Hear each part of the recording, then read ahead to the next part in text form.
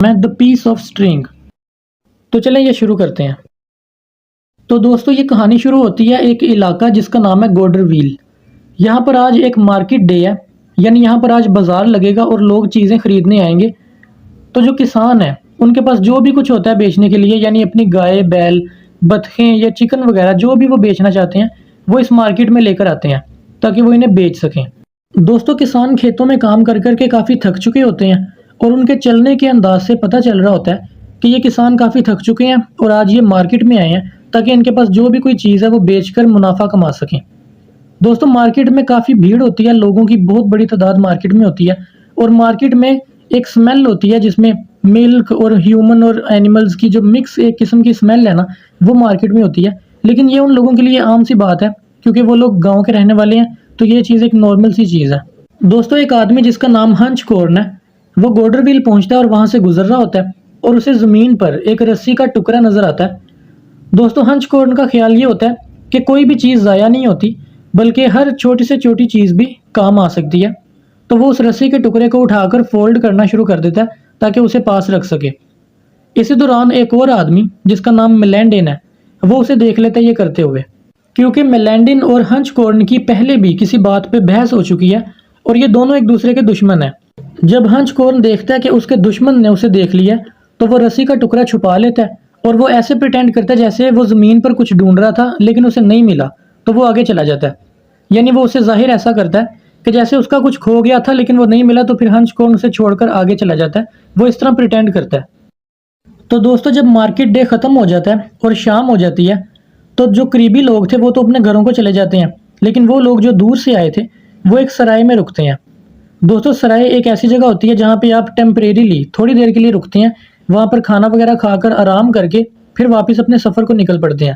تو وہ لوگ جو دور سے آئے تھے وہ سرائے میں رکتے ہیں اور اس سرائے میں کھانا تیار کیا جا رہا ہوتا ہے، یعنی وہاں پر لوگ بیٹھے ہوتے ہیں، آرام کر رہے ہوتے ہیں اور جو کھانا ہے چکن اور مٹن وہ روسٹ کیا جا رہا ہوتا ہے آگ پر۔ دوستو ہنچ کورن بھی کسی اور گاؤں سے آیا ہوتا ہے اور وہ اسی سرائے میں موجود ہوتا ہے۔ اسی دوران باہر سے ایک آدمی کے اناؤنسمنٹ کرنے کی آواز آتی ہے اور جو لوگ سرائے میں بیٹھے ہوتے ہیں وہ دروازے پر آ کر اور کھڑکیوں پر آ کر اس کی آواز سنتے ہیں۔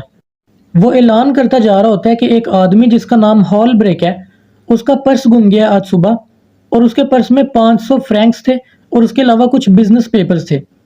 دوستو فرینکس جو ہے یہ فرانس کی کرنسی کو کہا جاتا ہے۔ آج کل تو فرانس میں یورو چلتا ہے لیکن اس سے پہلے جو فرانس کی کرنسی تھی اسے فرینکس کہا جاتا تھا۔ وہ کہتا ہے کہ اس میں 500 فرینکس ہیں اور کچھ کاروباری کاغذات ہیں، تو جس بھی شخص کو وہ ملے یا تو وہ میئر کے آفس میں ڈائریکٹ جمع کروا دے یا پھر ہال بریک کو وہ خود دے دے، تو اسے 20 فرینکس کا انعام دیا جائے گا۔ وہ لوگ اس کی اناؤنسمنٹ سننے کے بعد دوبارہ جا کر اپنی جگہوں پر واپس بیٹھ جاتے ہیں اور آپس میں باتوں میں لگ جاتے ہیں۔ اسی دوران سرائے میں ایک آدمی داخل ہوتا ہے اور پوچھتا ہے کہ مسٹر ہنچ کورن کون ہے؟ تو ہنچ کورن جو ہے وہ کھڑے ہوتے ہیں اور کہتے ہیں کہ میں ہوں۔ تو وہ آدمی مسٹر ہنچ کورن کو اپنے ساتھ میئر کے دفتر میں لے جاتا ہے۔ دوستو جب وہ میئر کے پاس جاتا ہے تو میئر اسے کہتا ہے کہ آج صبح آپ کو بازار میں دیکھا گیا ہے کہ آپ پرس اٹھا رہے تھے۔ تو ہنچ کورن جو ہے وہ پریشان ہو جاتا ہے اور کہتا ہے کہ کیا میں اٹھا رہا تھا؟ تو میئر کہتا ہے جی آپ۔ تو ہنچ کورن کہتا ہے کہ میں قسم کھاتا ہوں کہ میں نے ایسا کچھ بھی نہیں کیا، بلکہ میں تو اس پرس کے بارے میں جانتا تک نہیں۔ تو میئر اسے کہتا ہے کہ آپ کو دیکھا گیا ہے ایسا کرتے ہوئے۔ تو میئر کہتا ہے کہ جب آپ نے پرس اٹھا لیا پھر آپ نے ادھر ادھر دیکھا تاکہ اگر پرس میں سے کوئی چیز گری ہے تو آپ وہ بھی ساتھ اٹھا لیں۔ تو دوستو جیسا کہ میں نے آپ کو پہلے بتایا کہ ہنچ کورن نے اس طرح اس لیے کیا کیونکہ اس کا دشمن اسے دیکھ رہا تھا۔ تو ہنچ کورن میئر سے کہتا ہے کہ کس نے مجھے دیکھا ایسا کرتے ہوئے؟ تو میئر بتاتا ہے کہ ایک آدمی جس کا نام میلینڈن ہے اس نے آپ کو ایسا کرتے دیکھا ہے اور اسی نے ہمیں بتایا۔ پھر میئر اس آدمی کو ہنچ کورن کے سامنے لے آتا ہے اور وہ آدمی پھر یہی بات کہتا ہے جو اس نے پہلے میئر سے کہی تھی۔ اس بات پر ان دونوں دشمنوں کی آپس میں بحث ہو جاتی ہے اور وہ ایک دوسرے کو کافی برا بھلا کہتے ہیں۔ پھر ہنچ کورن میئر کو ایک رسی کا ٹکڑا دکھاتا ہے اور اسے بتاتا ہے کہ میں زمین سے یہ ٹکڑا اٹھا رہا تھا۔